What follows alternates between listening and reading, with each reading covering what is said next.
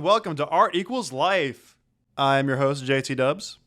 And I'm co-host, Moose. So, Moose, it's been a little while since we last recorded, but a lot of life events have been happening for you. You had a allergic reaction to some shellfish. Your co-host, JoJo, is turning one, or actually just turned one. And you've got another co-host on the way. So, fill us in on your life, because there's just a lot of things happening. Well, I know in the very first episode I talked about becoming a substitute teacher. That was dead. I'm now a HR assistant for a recycling company. Yes, I am pregnant with my son. He's due Thanksgiving Day, November 24th. My daughter turns 1 on the 29th. Good old JoJo, our third co-host. And yeah, Captain D's tried to kill me. So, Moose, tell us a little bit more about that Captain D's incident, because you were telling me a little about it before, but I mean, it sounded kind of like a horror film. I mean, it wasn't that bad. I recently discovered a couple of months ago that I was allergic to shellfish, and I've been eating it my whole life, and then so I didn't think to tell them, like, hey, I know you guys have shrimp and stuff here, like, I have a shellfish allergy. Please don't touch my food unless you, like, wash your hands, change your gloves, da-da-da-da. Didn't think about any of that. So I go home, and I'm eating my fish meal, and I'm eating my baked potato and all that stuff. And then about 15, 20 minutes in, like, my throat was itchy, my lips were tingling, they got all big and puffy, and it was just not a good time. Hey, but I heard you're going back to college. I am. I can just never leave college, can I? I don't blame you. I graduated in 2020, and then I started working again at my old university, and now I'm actually getting to go back to grad school. I just got accepted yesterday, so I will be pursuing my master's in digital and social media communication. So the awesome, plan, the hope is that I get to do this type of stuff for the rest of my life, be like a content creator for the internet. So that's awesome. That would be great, have to get to avoid all the normal, annoying, real job stuff and just get to be a child. So, hey, man, I wish I could be that. Well, you can't because you're a mom. Well, I mean, I get to be a child, but I don't get paid to be a child. True. I'm not Logan Paul. Yeah, I don't need to be Logan Paul, but if I was like 5% as successful as Logan Paul, or 10%, I could live with that. That'd be fine. Well, enough of the freaking chit-chat. I'm excited to talk about some Star Wars, and more importantly, Obi-Wan Kenobi. You're ready to talk about the franchise that everybody loves to hate or hates to love. That's absolutely correct. Yeah, so Star Wars, the last time I talked about Star Wars in a podcast was when I talked about The Rise of Skywalker. Just for my sanity, let's just not revisit that. So Obi-Wan Kenobi. I mean, hey, I understand how you feel. Yeah, Disney has done a mixed job with Star Wars, I guess, to say the least. I've liked some of the stuff. I've disliked other parts of it. And just to back it up a little bit, earlier this year we had the Book of Boba Fett, and that was not the best. Book of Boba was okay.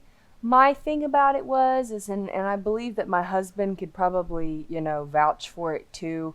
There was just a lot of nonsense that was added in that was not important, and it just kind of drug on. And the best part about the Book of Boba was literally the Mandalorian and Grogu. Yeah, so that show was weird to me because it seemed very much like Jon Favreau, Dave Filoni, they had a really good thing going with the first 2 seasons of Mandalorian. Like, it was really highly rated. People really enjoyed it. And then Boba Fett was weird. It kind of felt like this contractually obligated thing they got guilted into doing. And so they were like, well, if we're going to be forced to make this, we may as well throw in some episodes of the show we actually like doing. Ultimately, though, I think the problem with that show is just that Boba Fett's supposed to be kind of an anti-hero, badass, almost kind of a villain in a way. They made him like just this kind of peaceful grandfather type character that was like, I just want to rule with respect, man. And it's like, you're not Boba Fett. Like, you're the actor, but you're not acting like the character. That's pretty weird. Boring. Hopefully, going forward, they They do some good stuff. And speaking of stuff that was kind of good, let's talk about Obi-Wan Kenobi, what we're here for. Obi-Wan Kenobi, the Disney Plus original show. It stars Ewan McGregor as Obi-Wan Kenobi and Hayden Christensen as Anakin Skywalker / Darth Vader. They're both returning from their roles in the prequels. Let's just start with the positives. I thought both of these actors did a great job. Of course. I was very upset about the fact that there wasn't enough of Hayden. It is what it is. The way that Vader was handled specifically, balancing out the Vader from the original trilogy with Anakin Skywalker and those two characters kind of finally coming together in a way that I didn't feel like they really pulled off very well in Revenge of the Sith. I thought that this bridged the gap between the prequels and the original trilogy pretty well. So overall, though, if we're just talking positives, I thought Ewan really did a great job as Obi-Wan. He plays Obi-Wan in a different state of mind this time. He's, kind of depressed and he's dealing with PTSD as our theme of the episode. And he's not in a good place, but I think that Ewan was able to really bring back what worked as his character in the prequels, minus a lot of the bad dialogue from the prequels. Mm-hmm. And he was able to sort of transition a little bit into, towards the end, we kind of saw him, he's kind of got the Alec Guinness thing going with the, hello there, I thought really, though, ultimately the strength of this show was the returning characters. And also, little Princess Leia. She did a good job. Like, for a child actor, she really brought the same kind of personality of Leia, but just in a younger body. I thought just in terms of the performance, I thought she was good. What did you think about her? She did great. I loved how cute and spunky she was. I love how they really kind of like showed her, like the beginning of her story. Because, that's kind of like, I just recently got into Star Wars. Okay.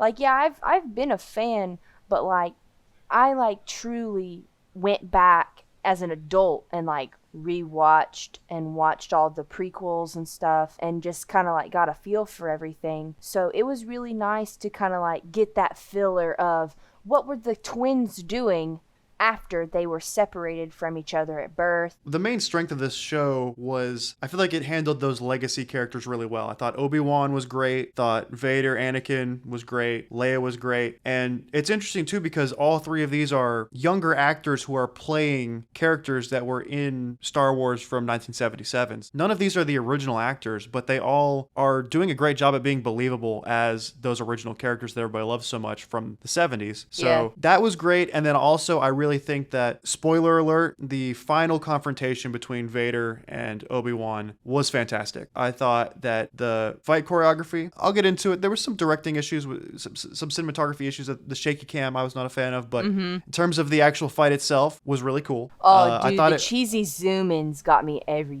freaking time. Oh yeah. Well, we'll get to the negatives in a minute. I'm trying to focus on the positives first. But the overall though, the fight was good. That little bit of closure of Obi-Wan getting to talk to Anakin again. He splits the helmet open and Anakin or Vader says, "You didn't kill Anakin Skywalker. I killed Anakin Skywalker." Then Obi-Wan's like, "Well, then my friend truly is dead." He says, "Goodbye, Darth." And it's a little connection because he calls him Darth in A New Hope. So then at the very end, we get a cameo appearance by Liam Neeson as Qui-Gon Jinn, who has not appeared in live action in a Star Wars project since 1999 in The Phantom Menace.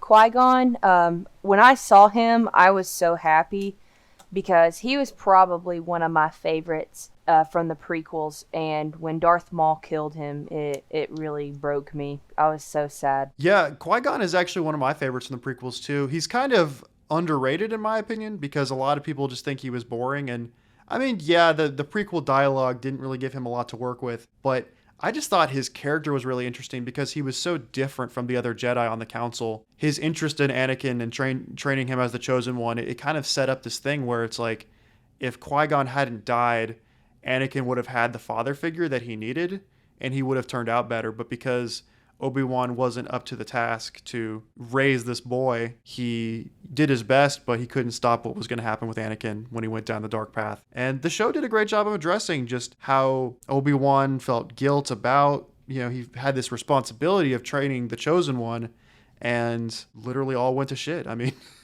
Anakin killed all the Jedi, or most of the Jedi, and the galaxy was overtaken by fascist dictatorship. I mean, was a tough thing for Obi-Wan to go through. And I think that, he's very broken at the end of the prequels as a character. His whole life has been destroyed and everyone he cares about is gone for the most part. When we see him in the original trilogy in episode 4, he is much more upbeat and much more, enlightened, you can tell, with his philosophy of the Jedi. I think this show is good in that it shows that transition, which is what we need because there's like 20 years of time between these two trilogies. So I like seeing this, though, for the character work. The development of the characters, like Obi-Wan's growth. Obi-Wan loved Anakin like a brother, like he says in the third Revenge of the Sith. And I feel like a part of that has to do with the fact that Qui-Gon had so much faith in Anakin too. Mm-hmm. When Anakin went down the dark side,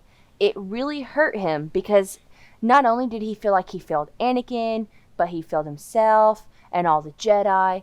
But yeah, I bet he believes that he, failed Qui-Gon too, and that's probably one of the things that really killed him on the inside and like broke his spirit. And then it just hurt because Obi-Wan is a great Jedi, and the fact that we had to watch him basically be and I'm sorry, like, you can get on to me all you want, people, but it really hurt me to watch Obi-Wan pretty much be a coward, like almost until the very end of the series. Yeah, and that was something that I think a lot of fans didn't care for, but I sort of feel like that was important to his development because he's almost a coward at the beginning because he has no plan, and I think that's something that was kind of overlooked from the transition from the prequels to the original trilogy, is that Obi-Wan and Yoda's plan is kind of weird. It doesn't make a whole lot of sense. It's like, we got these two twins. They could be the ones to maybe eventually stop Anakin.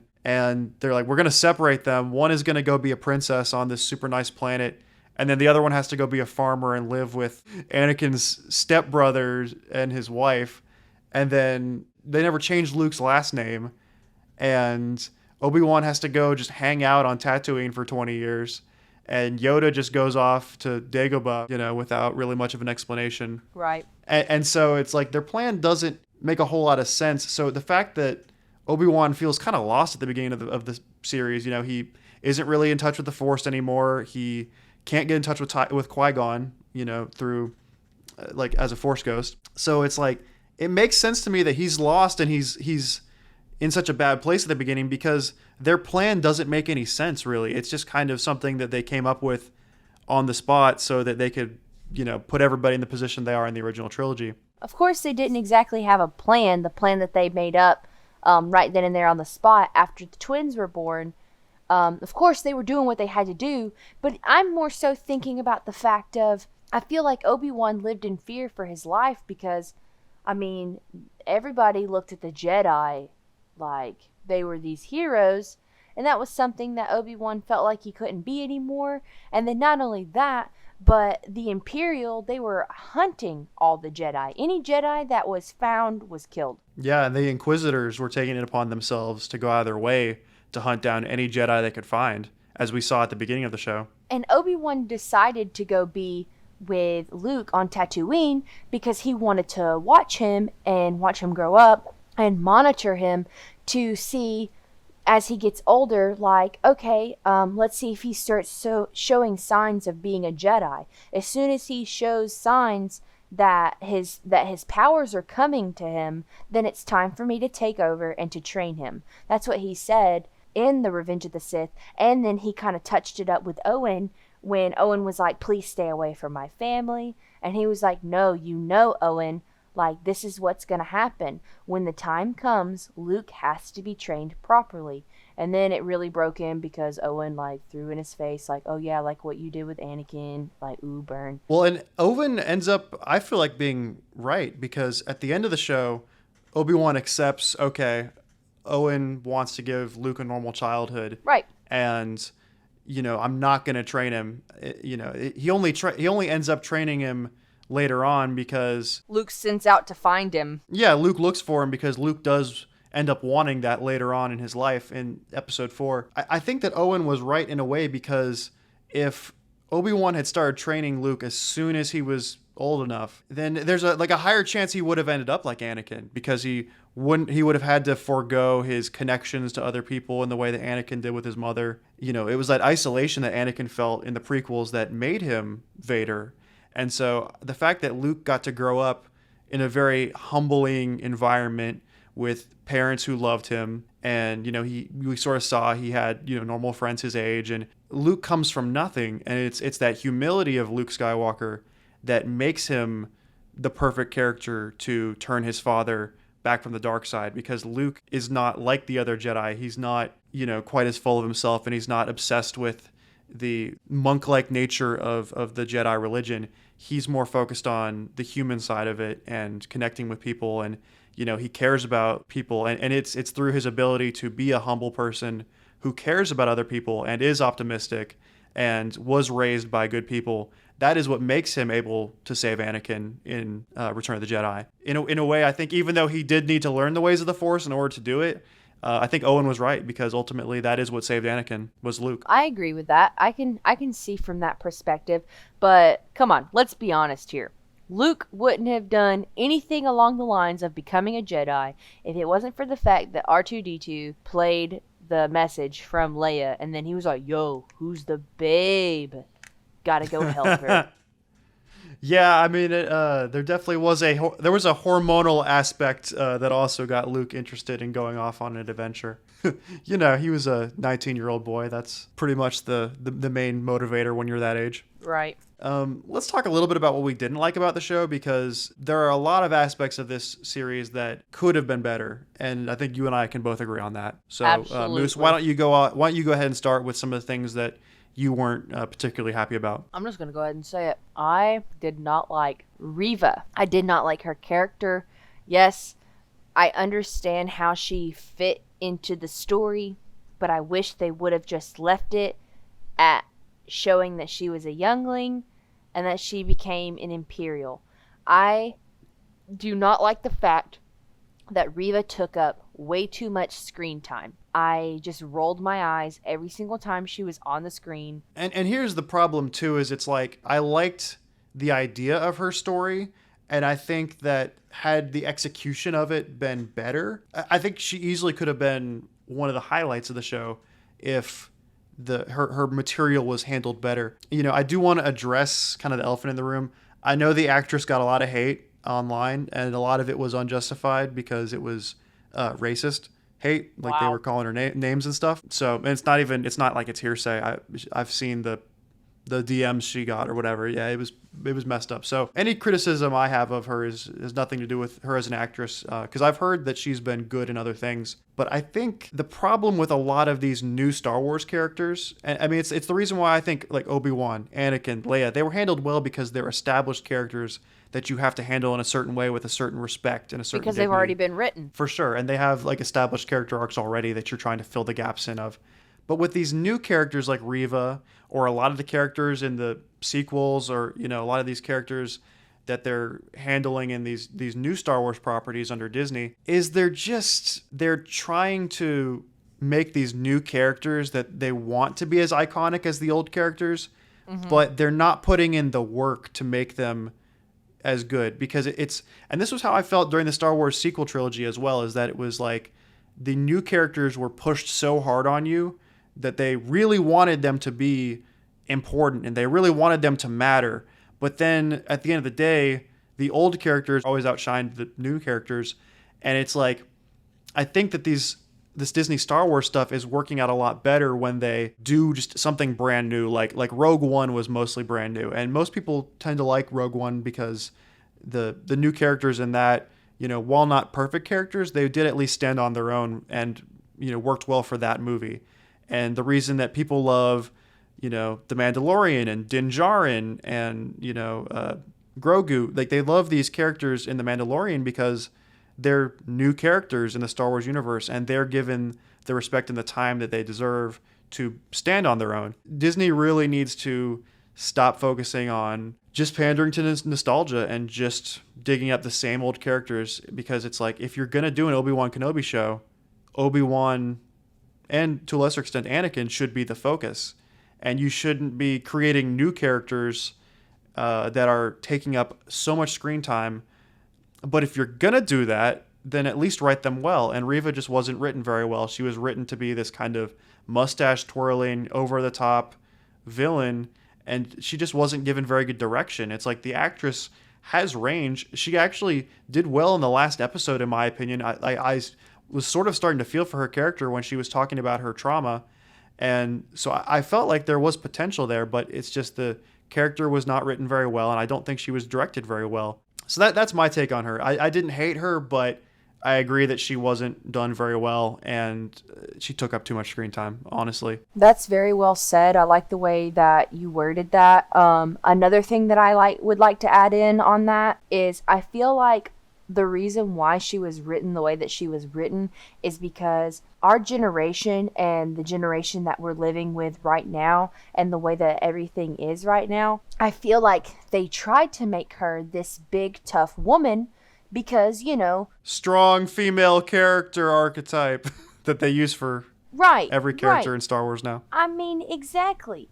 That's the kind of thing that they're wanting now. They keep trying to make, the strong masculine women. They're adding in all of these things to try to keep up with today's norm. And, I'm all for it. I'm all here for it. I love it, but I feel like either they're not doing well enough, because it's like, think about it. We were stuck in this stereotype for such a long time, and now there is this big variety of women can be strong. A woman can be in charge. And it's like, I feel like they don't know how to take it. They don't know. It's like, as soon as they have it, they're like, all right, let's try to do it this way. And it just doesn't come out correctly, but they're trying to do it the best that they can. Well, here's how I kind of see it. I see it as a lot of corporate pandering because they're, the higher ups are just focused on, well, we have to, appeal to this demographic and we have to appeal to this demographic. And they're doing it cynically. And I think the thing is at the end of the day, man, you could have a strong woman of color character in your show, but you just have to write her well and give her the proper attention. I mean, it's amazing to me that Star Wars now fails so hard at creating these female characters that work. When they got it right in 1977, Princess Leia is one of the greatest female characters in any movie. And honestly, she's one of the greatest characters in the Star Wars franchise. She's great. And she is a strong woman, but she's also just a well-written character. She's got weaknesses and she's got flaws, but you can do it. You just have to actually care about the characters. And that's why it worked in the original trilogy, because the people that made those movies, George Lucas and his crew, they cared about the characters. So they wrote Leia just like how they'd write any other character. They didn't write Leia to pander to a demographic.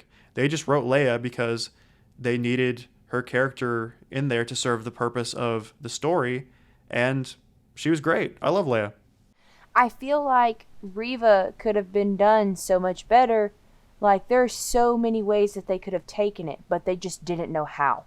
It just wasn't written well. One issue too I had with this show, and I think I won't go into this too much because everybody who I've seen review this show has talked about it, but this was originally going to be a movie. It was going to be like a spin-off movie like the Han Solo movie was.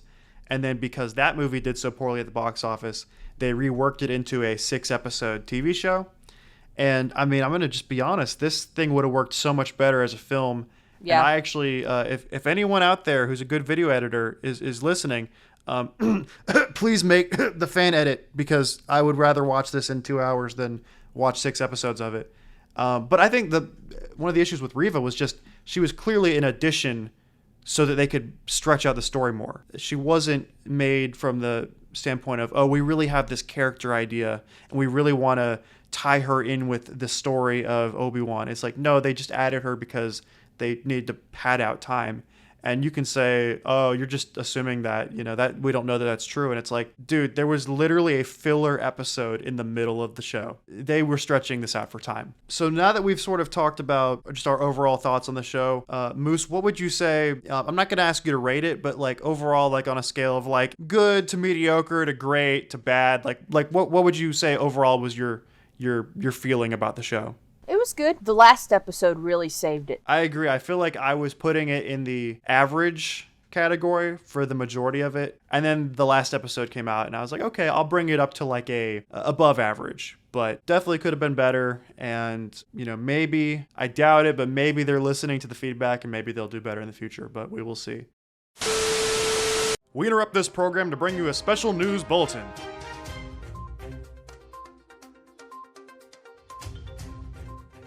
This just in.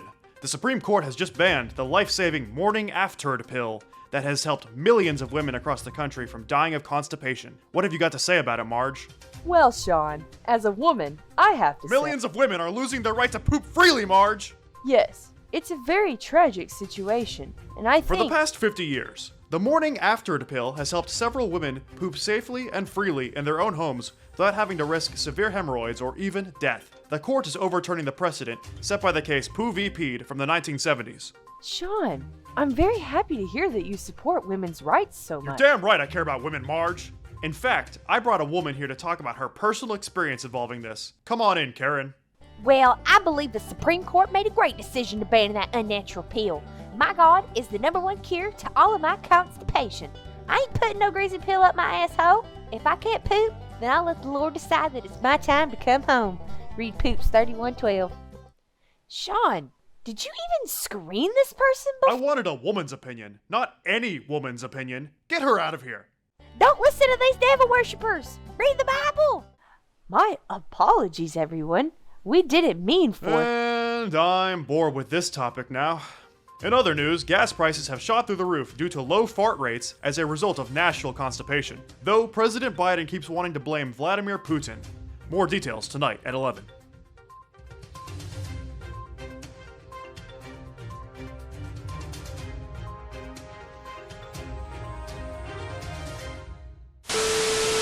Welcome back, everyone. So now we will be talking about the main theme of today's show, which is PTSD. And so it relates pretty well to Obi-Wan Kenobi and what he went through during this show. So Moose, what would you say you thought overall about how they handled Obi-Wan's experience with PTSD in the show? You know, and I feel like Obi-Wan's not the only one in the show who experienced PTSD. They all kind of did, honestly. Yeah, I mean, and they did really well of portraying how they all went through PTSD. Like, we obviously know how Anakin went through his PTSD. His PTSD literally turned him into one of the strongest Sith Lords that there are.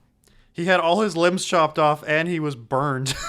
Yes, and this man just shut it all out and just became all evil. But I mean, he was even able to change in the Return of the Jedi. With Obi-Wan, you could really tell how it put a huge dent into getting back in touch with the Force. He was in fear. You know, he would constantly have flashbacks. His past with Anakin, he was constantly, looking back and thinking about times that they had together.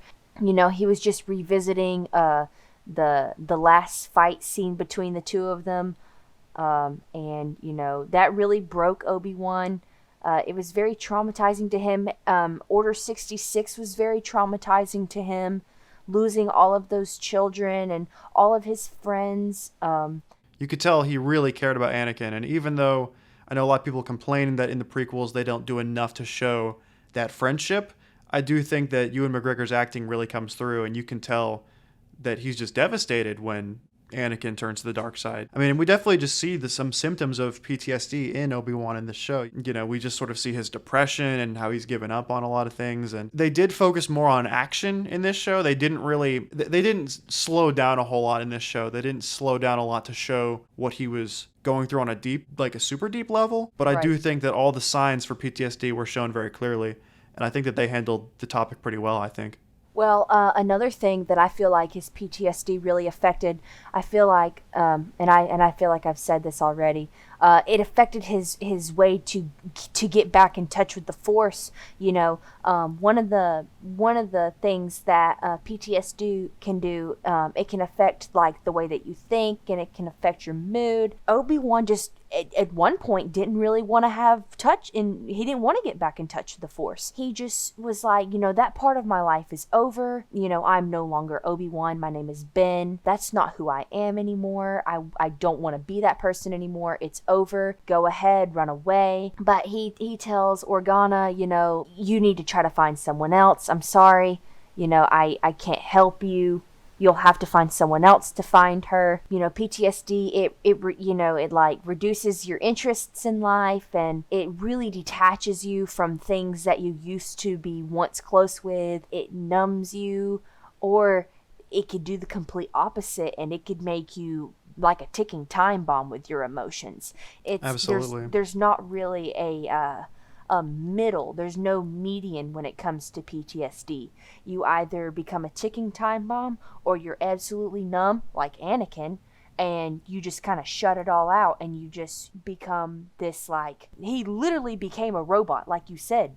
But not only Yeah. that, but he mentally became one too. Like, he shut all that out after. And I feel like Anakin truly killed himself when Emperor Palpatine told him that he killed Padme. Oh, yeah, because he betrayed the Jedi and betrayed everything he once cared about for her. Because he wanted to try to save her. Yeah, exactly. And, he basically let his paranoia of losing her allow him to destroy everything in his life and everything in the galaxy, essentially, for everybody. One thing that I feel like was very cathartic about this show was that moment between Obi-Wan and Anakin when Anakin tells him, "You didn't kill Anakin." You can tell that there's something that kind of clicks in Obi-Wan's mind, and he's different in the rest of the episode after that.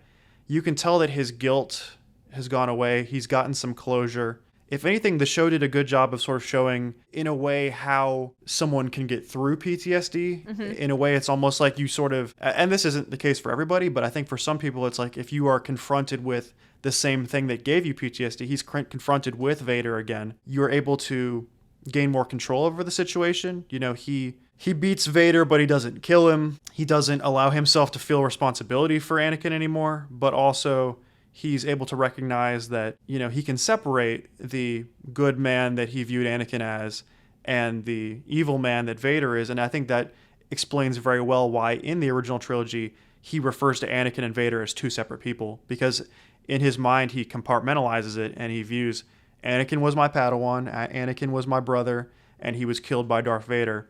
And Darth Vader is evil. The fact that he got that closure, though, allowed him to be a happier person and allowed him to reconnect with the Force and reconnect with Qui-Gon. I think overall it gave him a newfound purpose that he could still play a role in saving the galaxy, and I think that creates the character that we see in the original trilogy.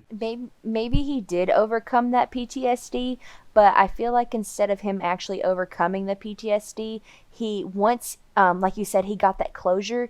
He was able to find a way to make peace with it because of that. Like, okay, well, now I consider them two separate people, like you just said. Darth is Darth, and Anakin is Anakin. Because Obi-Wan, in A New Hope, when he meets Luke, or when he's older, when he's talking to him about Anakin and that he was killed by Darth, you can see on his face, even then in the future, when he's telling him just that small thing, just the pain in his eyes. I feel like the PTSD never truly goes away. I feel like it's more so just finding a way to cope with it. For sure. And just finding a way to, make peace with it and to find ways to live with it.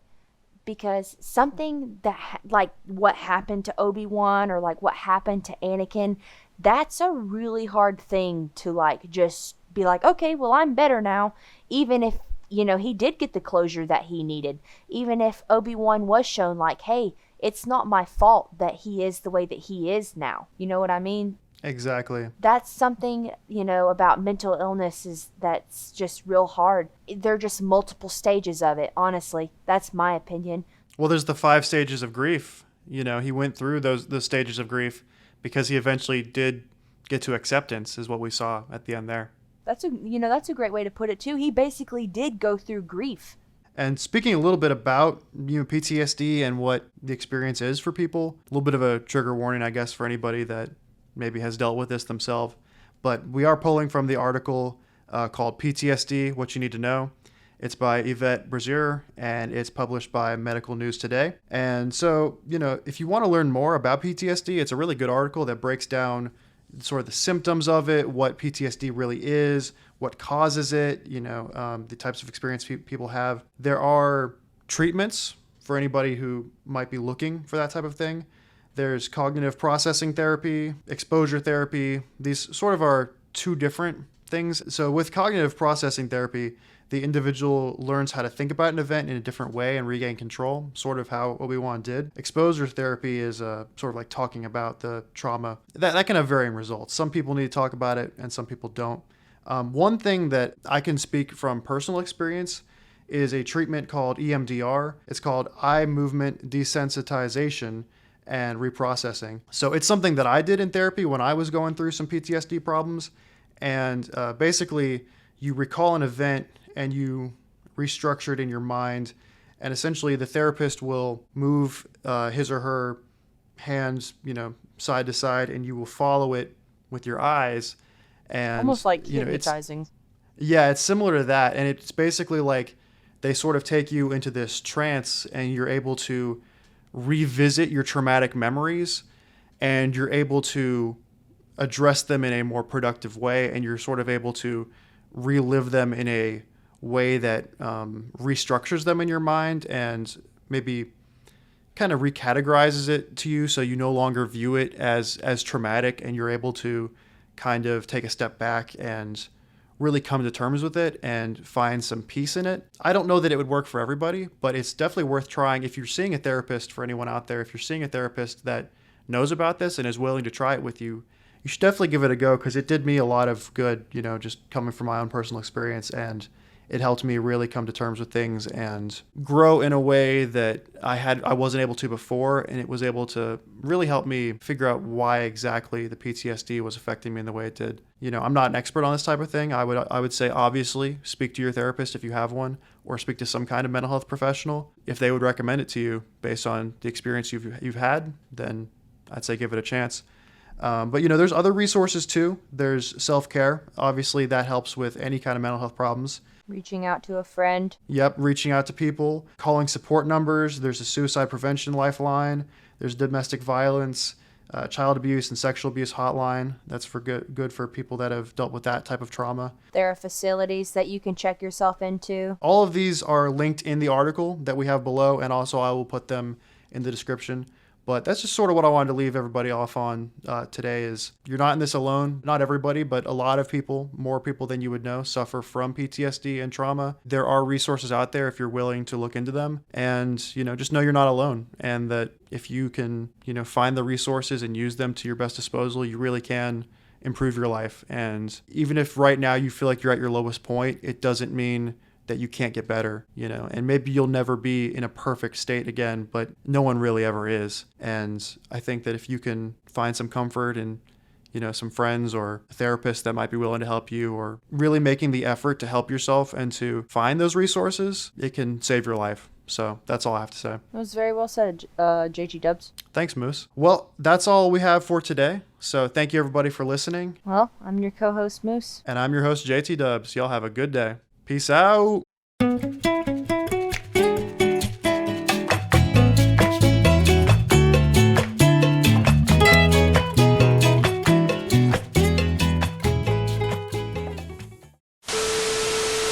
now our word from our sponsor, I guess. Wow, so much passion right there. I'm like, now a word from our sponsor, I guess. Hello, welcome back to Art. That is definitely not the take we're using. Hi, welcome back to Ark. Just start doing a dog impression out of nowhere. Welcome back to Bark. Eagles Life. Well, you could be with someone like Helen Keller. Damn. That's true. There's no way that bitch existed.